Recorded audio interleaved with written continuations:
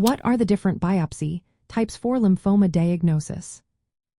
When it comes to diagnosing lymphoma, including non-Hodgkin lymphoma, a biopsy is a crucial step. Biopsies help confirm the presence of lymphoma by examining tissue samples. There are several types of biopsies, each with its own purpose and method. Let's explore these different biopsy types in detail. The excisional biopsy is considered the gold standard for lymphoma diagnosis. In this procedure, a surgeon removes an entire lymph node or tumor. This method provides a large tissue sample, which is essential for pathologists to accurately identify the lymphoma subtype and guide treatment.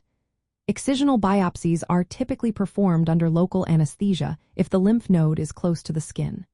For deeper nodes, general anesthesia may be used.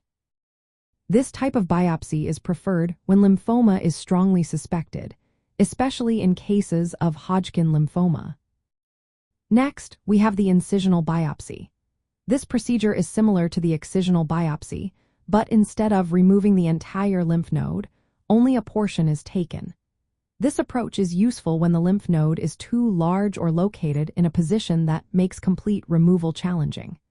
Even though it is less extensive, an incisional biopsy still provides a substantial tissue sample for diagnosis. Another option is the core needle biopsy, also known as needle core biopsy. This less invasive procedure uses a hollow needle to extract small cylindrical samples from the lymph node. It is usually performed with local anesthesia and can be guided by ultrasound or imaging if the node is deep within the body. Core needle biopsies are commonly used for initial diagnosis because they are simpler and carry fewer risks than surgical biopsies. However, they may sometimes yield insufficient tissue, which could necessitate a follow-up excisional biopsy.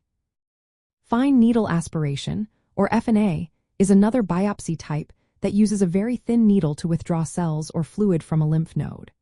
While it is the least invasive option, it has a higher false negative rate and often cannot determine the lymphoma subtype. Because of these limitations, FNA is generally not recommended as a standalone method for diagnosing lymphoma. It may be used when lymphoma is less likely or when access to the lymph node is difficult. Lastly, a bone marrow biopsy and aspiration may be performed alongside lymph node biopsies. This procedure checks if lymphoma has spread to the bone marrow. It involves removing a small amount of bone marrow tissue and liquid from the pelvis. While it is important for staging lymphoma and planning treatment, it is not the primary method for diagnosis. In summary, the excisional biopsy is the most definitive method for diagnosing lymphoma due to the large tissue sample it provides. Core needle biopsies are often used as a less invasive alternative but may require confirmation through excisional biopsy. Fine needle aspiration is less reliable for diagnosing lymphoma and is usually supplementary. Bone marrow biopsies are important for staging but not for initial diagnosis. Choosing the right biopsy type depends on various factors, including the size and location of the lymph node, the patient's health, and available resources. A healthcare professional will determine the most suitable biopsy approach to ensure accurate diagnosis and effective treatment planning. Always consult with a healthcare provider for personalized medical advice.